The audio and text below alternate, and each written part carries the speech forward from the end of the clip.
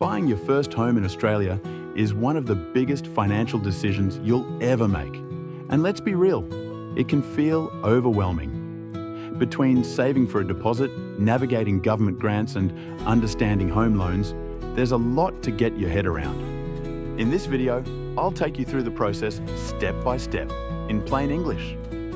By the end, you'll know exactly what to do, from working out how much you need to buy a home, to signing the final paperwork and getting the keys. Plus, I'll share common mistakes first home buyers make and how to avoid them. If this sounds like something you need, hit the like button and subscribe to stay on top of all things buying and renting in Australia. Step 1, work out your budget and borrowing power.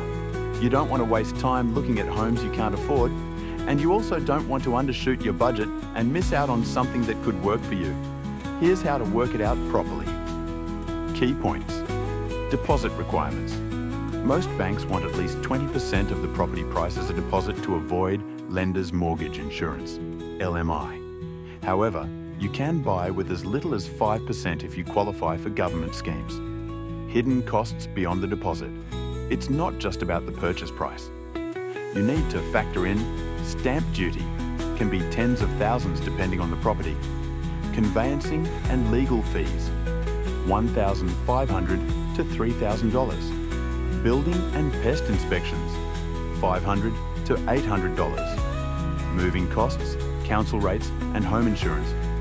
Use a borrowing power calculator. Most banks have these online, and they'll estimate how much you can borrow based on your income, expenses and credit score. Common mistake to avoid.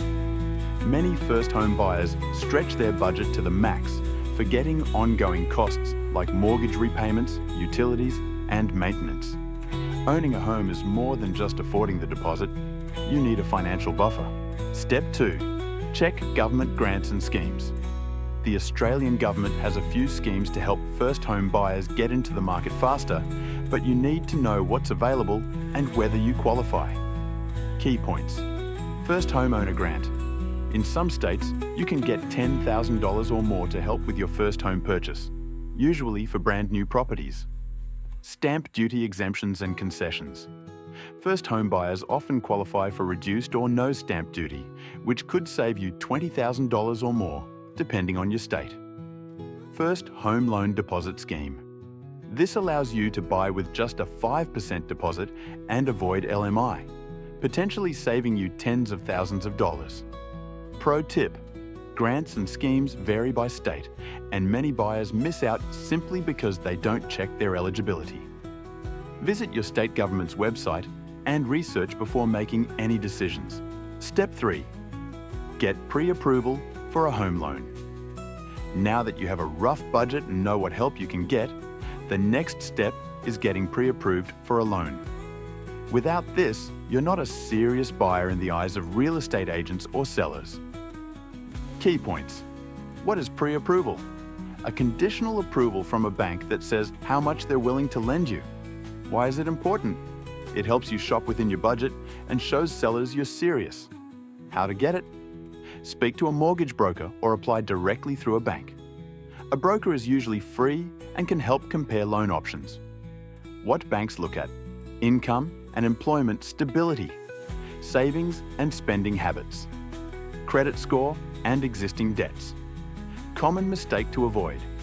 Don't assume all home loans are the same. Interest rates, fees, and loan features vary massively. Even a 0.5% difference in interest could cost you thousands over the life of the loan. Step 4, start house hunting. This is where it gets exciting, but don't let emotions take over.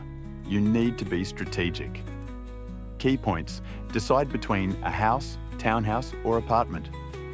Each has pros and cons depending on your lifestyle and budget. Where to look? Websites like realestate.com.au and Domain are great, but also check off-market listings and auctions.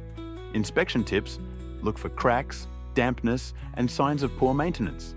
Visit at different times of day to check noise levels and traffic. Ask about strata fees for apartments or council rates.